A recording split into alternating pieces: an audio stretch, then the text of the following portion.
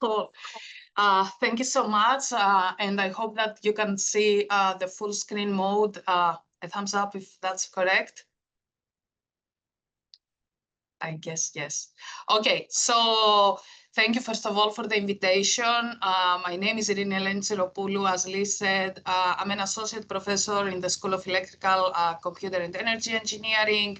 And I actually joined very recently ASU this January, and I'm pretty happy, for this invitation. And the topic of our discussion today and what I will present is practically focusing on concentrated solar power fields, and I'm pretty sure that the audience most probably won't be that familiar, but we can see how we can bridge the gap between networking solutions, artificial intelligence, and the energy sector, and specifically focusing on the source of energy coming from concentrated solar power fields. And the discussion will mainly focus how we can move in those fields from wired operation, which can become quite costly, as we will see in a bit, to a wireless solution. So for the ones who are not familiar how they look like, they don't really look like that. That's mainly photovoltaics, but we will see some figures in a bit. But it was like a nice figure that I could put at the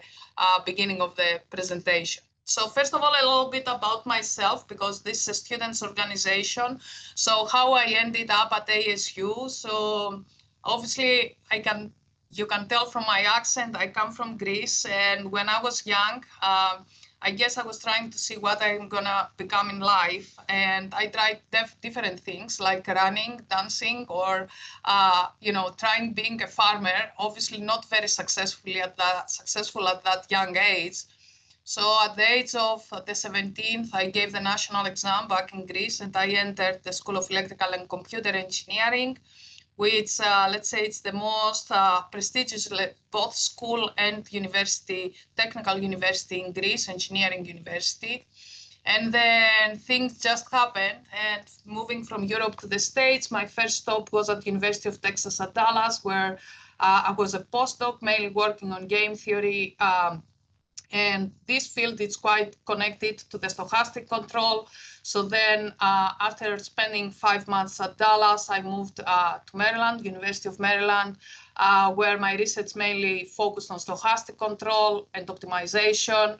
And then I got my first position at the University of New Mexico, where I established the Proton Lab. Proton stands for Performance and Resource Optimization in Networks. And I was an assistant professor there, got my tenure and promotion to associate professor, and here I am at Arizona State University, as I said, at the School of Electrical, Computer and Energy Engineering, moving my lab here in last January, and all my students. So the work that my lab is focusing on, the fundamentals of my lab mainly lie on game theory and reinforcement learning. They are both tools in order to support distributed decision-making in different types of complex systems. And we have a wide range of applications focusing on wireless networks, especially nowadays 6G networks, but also the Internet of Things, where practically we focus on industrial Internet of Things environments like smart manufacturing, the concentrated solar power fields that we are going to discuss today, and also what are the cybersecurity challenges in those fields. And we tie our research also with the energy sector and different types of smart systems there, like electric vehicles and also the smart grid systems. And we mainly focus on techno-economic optimization in those fields. So the work that I will present today, two of my senior PhD students have contributed to this work for the past almost 3 years. Sadman and Aisha, they are two of my major PhD students, and part of this work wouldn't be able without their contribution in this research field. So I talk about concentrated solar power fields, and usually when I give those talks, people are asking me how they look like. So let's see how they look like. So the concentrated solar power fields, or I will use the acronym CSP, they are very large fields. that they consist of mirrors. The mirrors are reflecting the sun to a central tower in order to heat up a liquid, and then out of that to produce energy. So the majority of the existing CSP fields around the world are being controlled in a wired manner. So signals coming from the central station to each mirror, they can control each mirror in order to reflect the sun optimally to the central tower. So here it's an example from Ivampa here in California, between, the boundaries of California with Nevada, a very large field with 350,000 mirrors, but also other fields around the world, like in Seville, Spain, or in Israel, where you can see the Ashalim field, which is among the first fields in the world that they adopted the wireless technology in order to control the heliostats. And also China is investing a lot in the concentrated solar power fields because it can be an alternative source of energy that can be quite prosperous.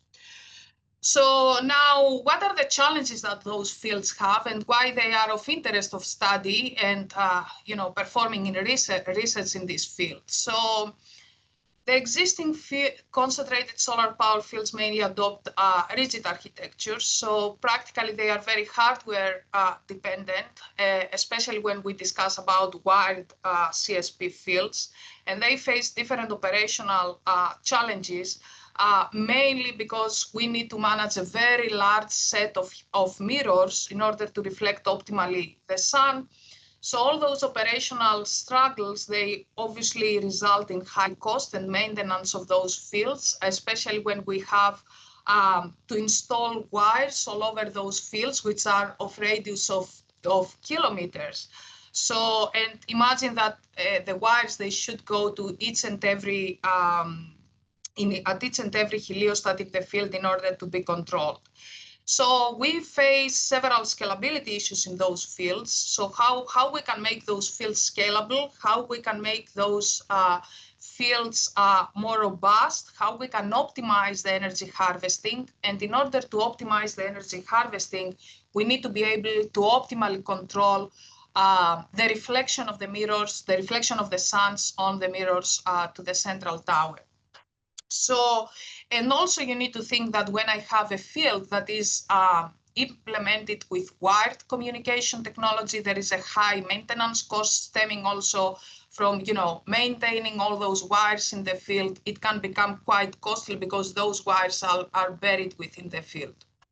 So what we are currently proposing, it's an innovative wireless solution.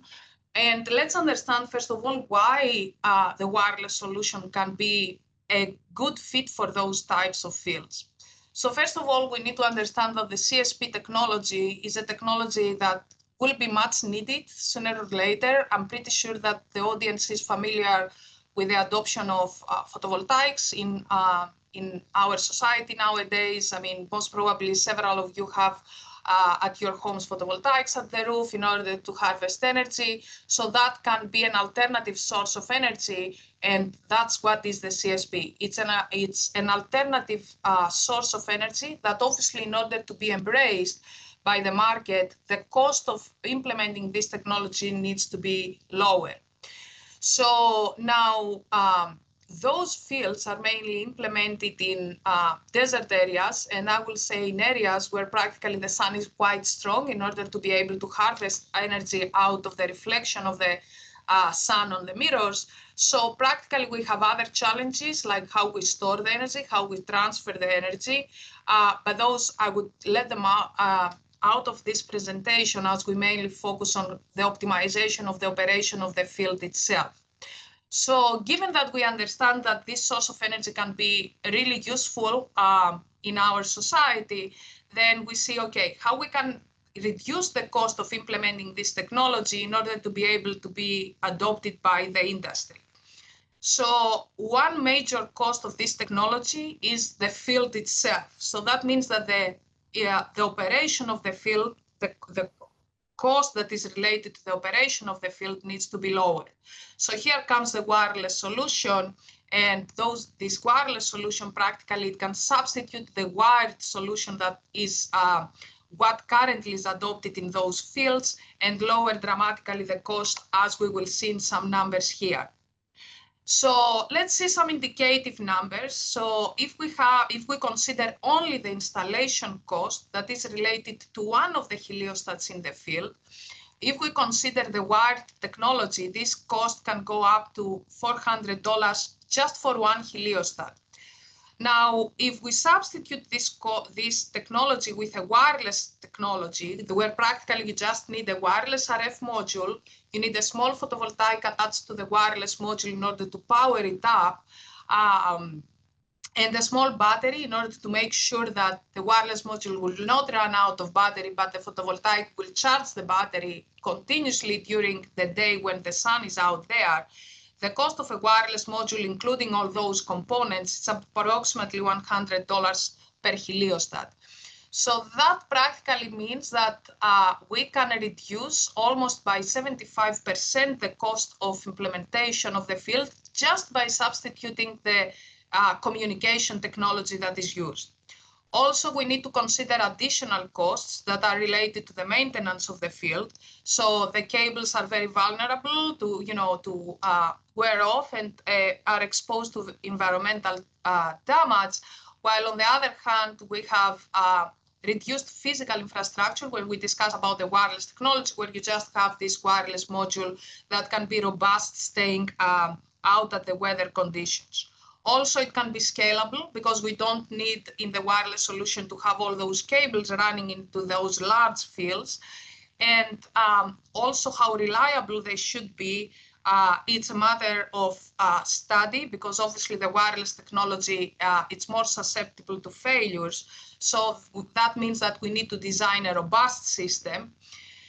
And why the system needs to be robust in order to avoid the downtime time where practically if that happens, the field is not operational. We can't control the heliostats. We lose energy being harvested. We can potentially lose energy being harvested, but also we can result into damages because if all the heliostats are concentrating the reflection at the central tower, we can even result into fire.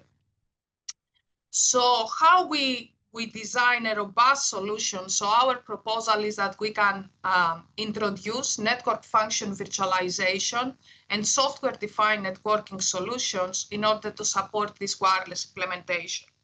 And to say that in very simple words, the network function virtualization in this field, different functions that we want the wireless communication to implement, we can virtualize them, and then having them implemented in a virtual environment, and then the software-defined networking, we can define in a software-based manner how we want the field to operate.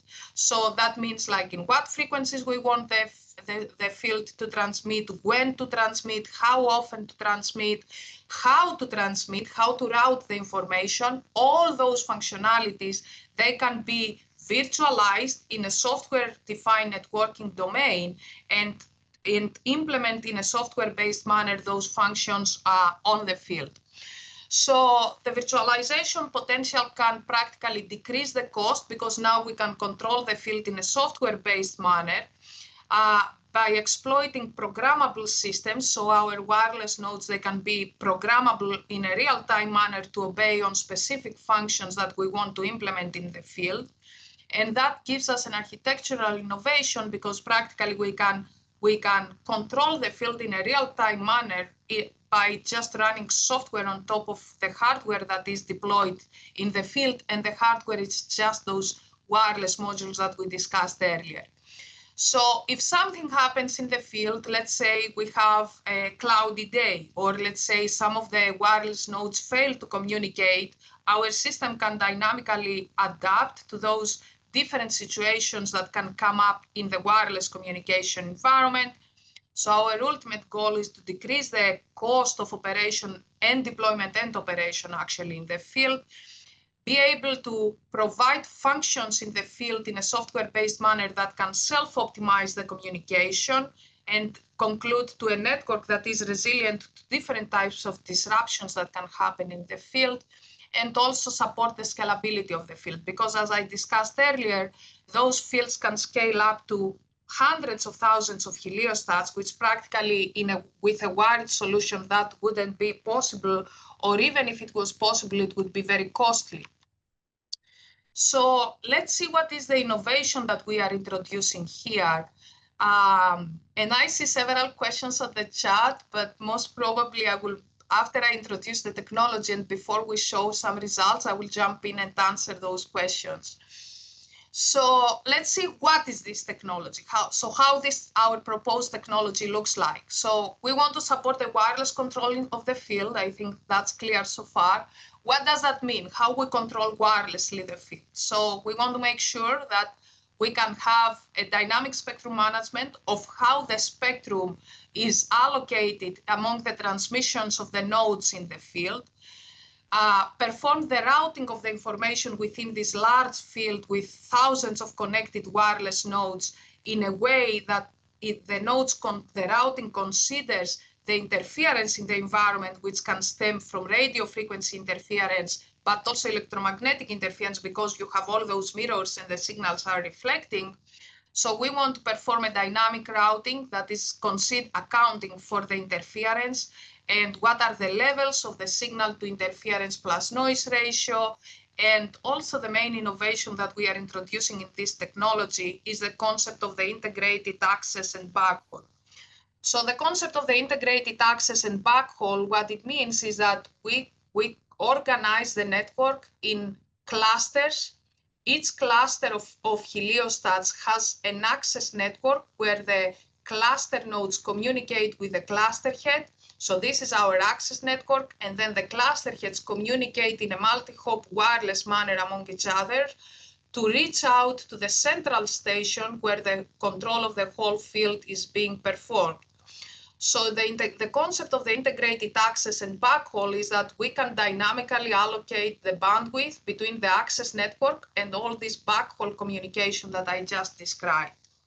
And why this is important? Because we can support by dynamically managing the spectrum and performing an interference-aware routing, we can dynamically control the field and make sure that the communication among the nodes all the way to the central station is reliable. So if I want to summarize the main or identify the main novelties of the proposed technology, is the concept of organizing the field into clusters. Each cluster of heliostat is operating in an allocated frequency band within the field, which is reused in the field. And then within those bands, we perform the dynamic spectrum management between the access network and the backhaul network in order to support different operations in the field. And when I say different operations, in a real concentrated solar power field, remember that the goal is to control the heliostats, how they reflect the sun. So those heliostats over time, they are losing their focus point. So you need to auto-calibrate those heliostats. To auto-calibrate those heliostats, there is a function that is performed that it's called closed loop auto-calibration, where practically you get a batch of the heliostats, and then you perform this closed loop auto-calibration by sending periodically, very often signals to the heliostats every 250 milliseconds in order to focus the reflection of the heliostats and make them focus where you want to the central station in a successful manner. So this is in very simple words. So this closed loop auto-calibration technique, practically it can correct different errors that the heliostats have in terms of reflecting the sun. And obviously you understand when you need to send those very frequent signals back and forth to the heliostats, that needs a very robust wireless communication system. So this is the reason that the integrated access and backhaul technology that dynamically allocates the spectrum, it can balance those transmission needs within the field. So our proposed technology has been simulated within the NSTTF topology that exists at Sandia National Labs.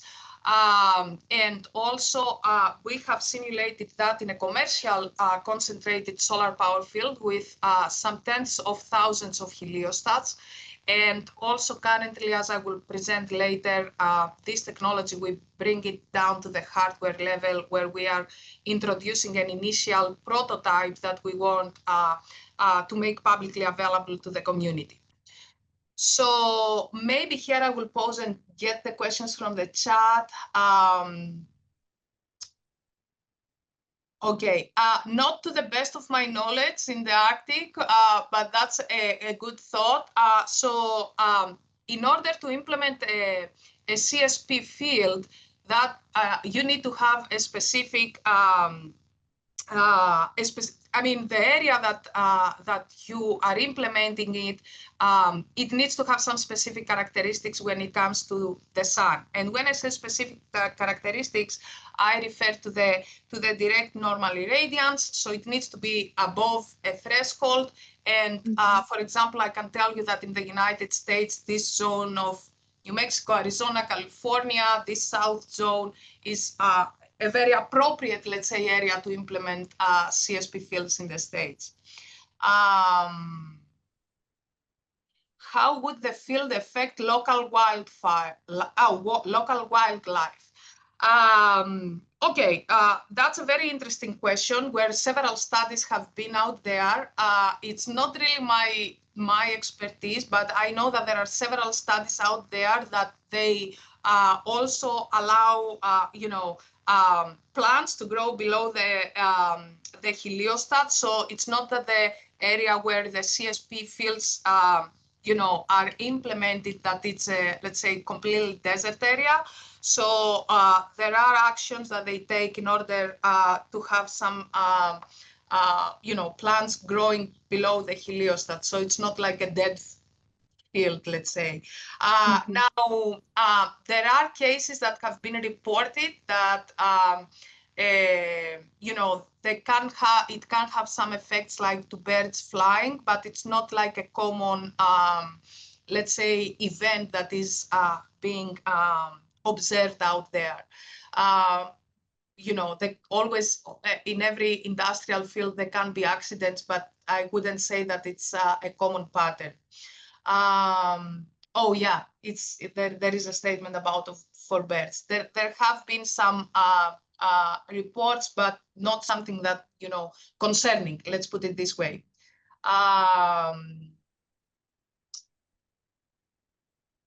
I'm not sure how to answer this question. Maybe Lee, you want to elaborate? Yeah, so I don't know. I was thinking about how AI can sometimes hallucinate based on, I may be getting this technical stuff wrong, but like it can like if there's not like an overview of the way it interacts with other things, it can with other things, then it doesn't have like like it can't like then like the model it uses can like it uses if it tries to learn on its own, it could do it like it could like if it tries to learn on its own, it's possible that the AI could start to like make conclusions a human wouldn't make. No, That no. I mean, no? when we provide available an industrial, operational system, we make sure that it has gone through the appropriate, tests, that we can fully wirelessly control the nodes, that, like the routing or the, the clustering of the nodes, that nothing is going to happen by itself. It's optimally Yeah. designed to operate before we go in a in a commercial, let's say, Okay. solution. Because then my next question was after you explained it more, I said so there will be human making decisions and running the software. Correct. But the software, Yes. it is, it's automated. That means that, we Yeah. build all those software-defined networking environment by running those network function virtualization on top of it, that practically automates the operation of the field. But Yeah. obviously, it's automated in the sense that someone has designed how the field should Yeah. operate in an optimal manner. The Uh, reason why is because The reason why is because I was thinking of like the legal and ethical context of if it breaks. If something happens and it breaks, who is responsible legally? Obviously, who designed it? Yes, but if yes, but then if it's a group of people designing it, are they all responsible? And if it's a company that hires the people, and like how much of a say do they have in designing it? Yeah, And then that's a good question. Yeah, I mean that's a very good question, but you know, I guess it is related to how you make the agreement when when you sell out there your patent. And again, I mean, I should say that I'm not really in the commercial sector because I'm a researcher, but I know that we have several patents out of this technology, so whoever licensed the patent obviously is the one implementing the technology in the field. So I'm not really sure how the legal thing works, but it's an interesting question. yeah, Yeah, it's just because, especially somebody who deals with automated systems, as someone with a disability who deals with government systems that have been automated, and yeah, there's no one to talk to. Like, if the system says, for example, your SSI is higher than it really is, like your SSI that the amount you got paid was higher than you actually did, the system will just estimate. So, and it's like set to do that. So I'm just thinking about like the human impact of the machines. yeah. And yeah, and then I'm very sensitive to that. Yeah, absolutely. And I mean, this is a patented technology that obviously the one that will implement it in the obviously we have the responsibility of making sure that this technology, operates the way that we have described that it operates in the field. Now, regarding the legal stuff, I would say that I don't really know, but I think that when I say that it's automated, obviously you are not gonna go by yourself, start turning the mirrors around. But our technology, what it does, it enables the communication of information from the field to the central station, Yeah. and to make sure that signals, like control signals that the central station wants to send to the heliostats, are definitely gonna be received and gonna be demodulated and decoded, so the receiver will know, okay, I need to turn like that now, or I will need to turn like that. So it obviously, if the information is not received in an optimal manner, that means that the heliostat may not be able to be controlled. So before we implement that in the field, we make sure that we have a very low, something that is called packet error probability, or packet error rate, which practically means that the failures of receiving and sending at the at both sides of communication information, the percentage is less than the failure percentage is less than 2%, which this is a Yeah. typical percent that industrial systems they have as a requirement for design. Yeah. Okay. Interesting. Cool. So if I want to move forward, practically here in this diagram, practically I summarize how this technology works. So initially we start with the integrated access and backhaul in order to support the dynamic spectrum management. And after we achieve the dynamic spectrum management, we want to cluster the nodes within clusters within the field and perform the routing of the information, considering the interference that exists in the field, and also considering the non-orthogonal multiple access communication technology, while applying the successive interference cancellation technique at the receiver, which practically means that when multiple signals are received at the same time, the receiver is capable of decoding first the stronger signal and then the second strongest signal, and etc., and etc. So practically that's the concept of the successive interference cancellation technique, because the moment that the strongest signal is decoded, then it can be extracted from the original signal. So by doing that sequentially, you can extract the information from all the received signals. And then we want to, as we discussed earlier, we want to validate the proposed model, both with simulations and emulation in a representing real fields, and also do some real field experiment. The goal is at the Sandia National Labs, though the goal lately has been twisted because we got the necessary, almost the necessary technology, I should say, here at ASU. So really what we are proposing here is that we want to introduce a new paradigm that is practically enabling us and the community to control the concentrated solar power fields in a software-defined manner when it comes to their wireless communications. So if I want to show really how those fields look like and how this technology is implemented, so we start connecting the dots, this is a real industrial concentrated solar power field consisting of a little bit more than 40,000 connected heliostats.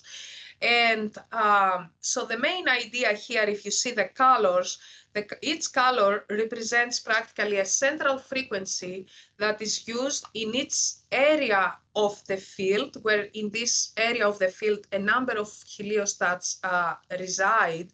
And this central frequency, you can observe that there is some reusability in the field. And we do that. That's a first step to decrease the interference. And the second step is to utilize on the right part of the slide, the technology of the integrated access and backhaul, where practically what this technology says that, okay, when I have done this segmentation, and I create different clusters, the clusters need to have nodes that they are transmitting with the same central frequency. So a cluster may have nodes, for example, from all the greens, or for example, from all the blues, or from all the purples, and etc. So we create the clusters, and the second step in order to deal with the scalability issue and the interference is to perform the integrated access and backhaul. The integrated access and backhaul technology, what it does is that it allocates a part of the spectrum at the access network between the cluster nodes to the heliostat, to the cluster head, to the heliostat cluster head, and then a different part of the spectrum at the backhaul communication link, which is all this link all the way to the central station, which acts as the donor of this field and practically is the central controller. So those two levels of spectrum management help us to mitigate or practically tackle, not really mitigate, but tackle the challenge of the interference. Now, when we started implementing this technology, another major challenge that came up is that, okay, those fields, they traditionally operate in a wired manner. In order to implement a wireless technology, you need to have a channel gain modeling of how the heliostats communicate among each other. So there are several standardization bodies and organizations that are working on channel gain modeling around the world in different types of environments, like, for example, in an indoor environment, in an indoor office environment, in an outdoor urban area, in an outdoor rural area. So how this works, they take real measurements and they formulate the channel gain. So that's practically what we did with the help of a collaborator of us, the Solar Dynamics. It's a company where practically what they did is that they deployed 30 nodes in the field. This is the field of Sandia National Labs. It's a real field, and they collected measurements, real measurements from the field in order to measure the received signal strength. And from the received signal strength, we can practically extract what is the path loss model within the real field. And then I discussed a lot the concept of the clustering. The clustering, the reason that we do that is practically to organize the heliostats in a hierarchical manner. And the first thing that I presented in the previous slide was the concept of the segmentation of the field, where at each segment we are allocating a different central frequency.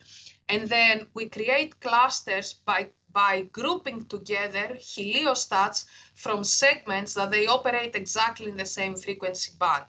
And then after we have, the reason that we are doing that is we want small groups of heliostats transmitting at the same time, at same frequency bands, so we can mitigate the interference, but also be able to pass the whole field of those thousands of heliostats really quickly by allowing small transmissions, small duration transmissions within the field. So let's see how we do the clustering. In order to implement the non-orthogonal multiple access technique with a successive interference cancellation technique at the receiver, we need to exploit the spatial diversion of the transmitters within the field. So here you can see the blue are practically heliostats that they reside in the field, and they transmitting at the same, we want to select who is going to transmit at the same time to the cluster head. So this concept of spatial diversity, it comes from what is the minimum level of signal to interference plus noise ratio that we can afford in the field in order to guarantee a low bit error rate, which guarantees a low packet error rate, which remember that the packet error rate that we are targeting, it's lower than 2%.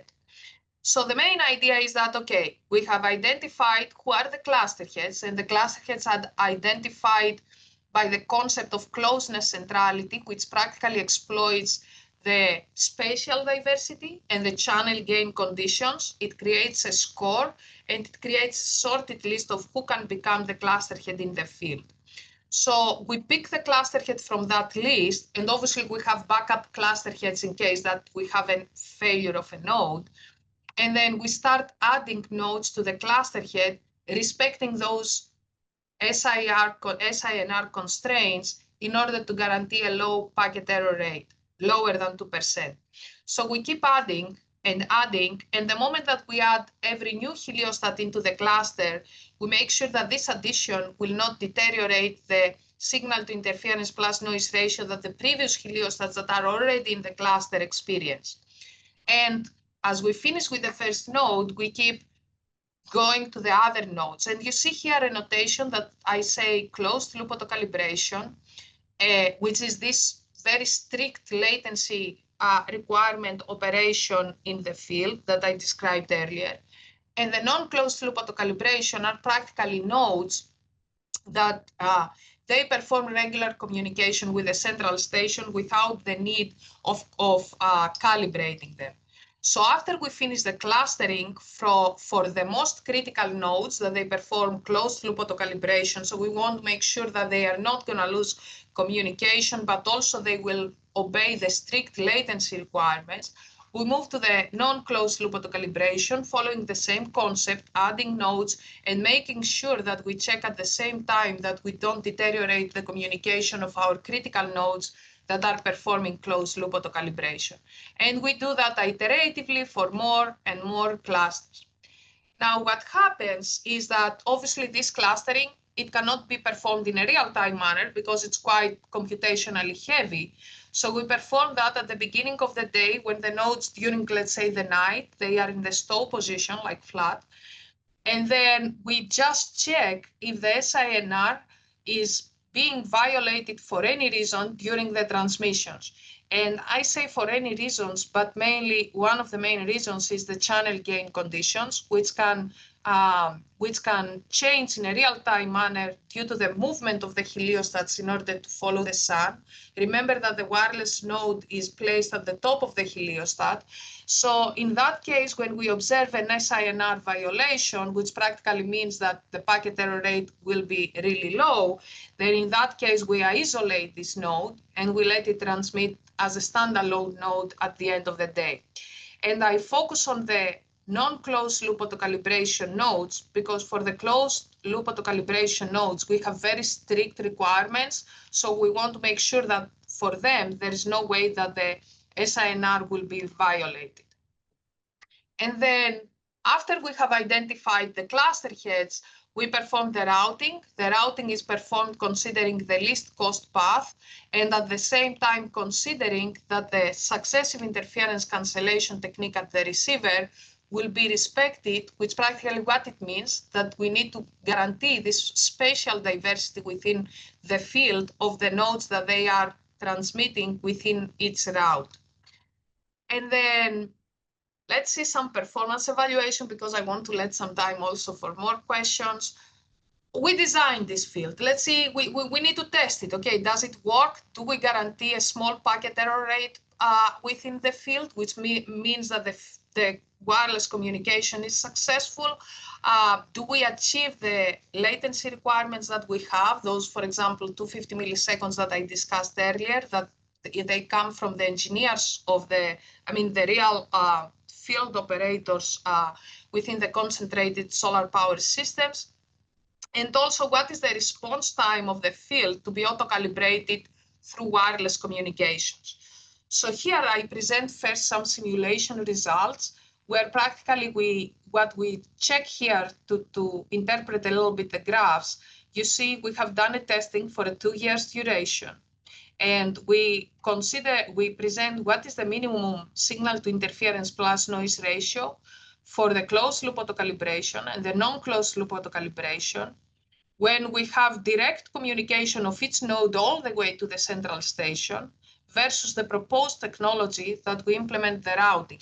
And the horizontal black line that you see here is practically the minimum SINR that we need to guarantee in order to have a packet error rate less than 2%.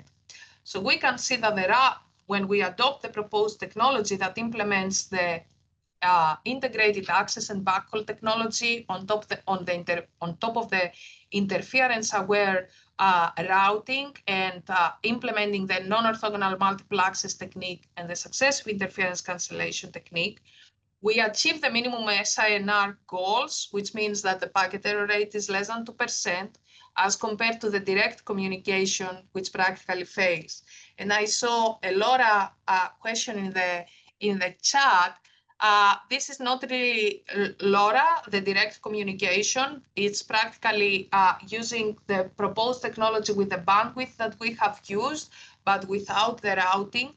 And the reason that I'm saying that is that in such a dense communication environment, solutions like Wi-Fi, Zigbee, or LoRa, LoRa has not been extensively used in those fields, but the other two solutions, Wi-Fi and Zigbee, and the mesh networking technology have not shown to be successful without additional access points deployed in the field, which obviously you understand that they increase substantially the cost. So remember, our goal is to decrease the cost. So we also compared what is the latency that we observe, and here we have the worst case scenarios, the maximum latency, again for the closed loop auto-calibration and the non-closed loop auto-calibration, considering the direct communication and the proposed technology. And we see that the latency is substantially lower. And remember, as we scale up, those experiments are for about 40,000 heliostats. As we scale up in scales of like the EVAMPA field, the latency requirement can become quite more critical because the interference level increases. Now, another interesting result that we have derived from our simulations, it's, okay, let's say that I have an emergency event. I think one of you asked me earlier, I think it was Lee. Let's say I have an emergency event in the field and I want to shut down the field. Let's say, let's say that I observe a fire, not really common, but it has happened in the past. And I want all the mirrors to go immediately to the stow position so they don't reflect the sun at all. I need to be able to control the whole field in few seconds so I mitigate the phenomenon. So here, that's exactly what we have shown. What is the maximum duration in order to make sure that I communicate with the whole field, and I send a regular command to perform something, for example, go to the stow position. So we observe that with a 2-year simulation that this is around 2 seconds. And another also critical observation that we made, which is helpful for the engineers of the concentrated solar power fields, is how long does it take for them to auto-calibrate the whole field. So here we are talking about specifically it's 44,710 heliostats that we had in those experiments. We observe how the closed loop auto-calibration of passing the whole field, meaning auto-calibrate all the 44,000 heliostats in the field, how it varies if I perform this functionality over the spring, the summer, the fall, and the winter, and through the wireless communication system that we introduced. So what was interesting for us to observe was that during the winter, because obviously the sun during the winter, let's say it's more vertical, it's less vertical over the Earth, then in that case, we observe that the winter time, we need more days in order to auto-calibrate the whole field as compared to the summer or in general, the sunnier days where the auto-calibrating the whole field can take less time. And to start summarizing a little bit this discussion, I want to tell you that currently we are implementing this technology in a real field. Obviously, we don't have the heliostats, but we have all those wireless nodes. So ASU very kindly has provided us a very large industrial area. It's at Mesa, at the Polytechnic campus, where we have 2,000 wireless nodes in an almost 10 acres field, where we implement all those, we deploy all those wireless nodes. You can see here how a wireless node looks like. It has the wireless port in it. It has a small photovoltaic and a battery on it. Here you can see the field. The field actually, it looks exactly like that, but without those buildings here. It's an older aerial picture. It still has the building in the middle, so we can have some offices there, and the nodes will be deployed in all this area. You can see that the field is gated. It's fenced actually. It's fenced and also it's landscaped, so we can do easily experiments. Here it's myself with one of my PhD students, Sadman, and our testbed, this is a real testbed with 2,000 nodes. It will be the largest wireless Internet of Things, industrial Internet of Things testbed in the United States for testing, prototyping, testing different types of technologies, not only the concentrated solar power fields. We have all those wireless nodes. They are powered, they can be powered up through the photovoltaic, and we can support different different industrial sectors ranging from the smart grid and the renewable energy, which is practically this application, but also different types of industrial automation like smart manufacturing, smart factories environments, but also we can use this testbed for testing agriculture applications, but also security and safety applications by testing tactical networks. So to conclude this talk, I want to say, coming back to the concentrated solar power field and the wireless technology that we introduced, we can say that it can dynamically adapt to different changes of the wireless communication conditions in the field. It can be flexible and provide efficiency based on the software-defined manner that is designed by nature. It can be robust and scale up in hundreds of thousands of connected nodes in order to improve the performance of the wireless communication within the field. And we have validated this technology at simulations, and currently we are moving on to an in-field testing here at ASU. And I would summarize with some of the publications those are some of the publications that we have and some patents.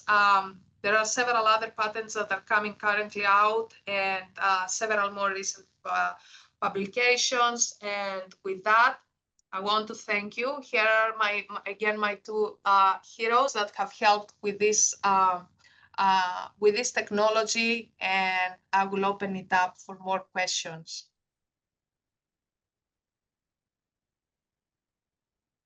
Okay, I think I can see some questions at the chat. Actually, we can start with Thomas and then I can go to the chat. Hey, so I was actually going to refer back to my question in the chat because I realized it's been a little while, so it might not be as clear. The zones you mentioned earlier that like are ideal for these plants, etc. Since the Earth and stuff is traveling and stuff like that, I know it transfers, etc. What I'm trying to understand basically is just like, is the zone, well, not the clustering, because that everything you said made sense. I'm more so talking about like the placement for these facilities if we were to scale it out. Okay.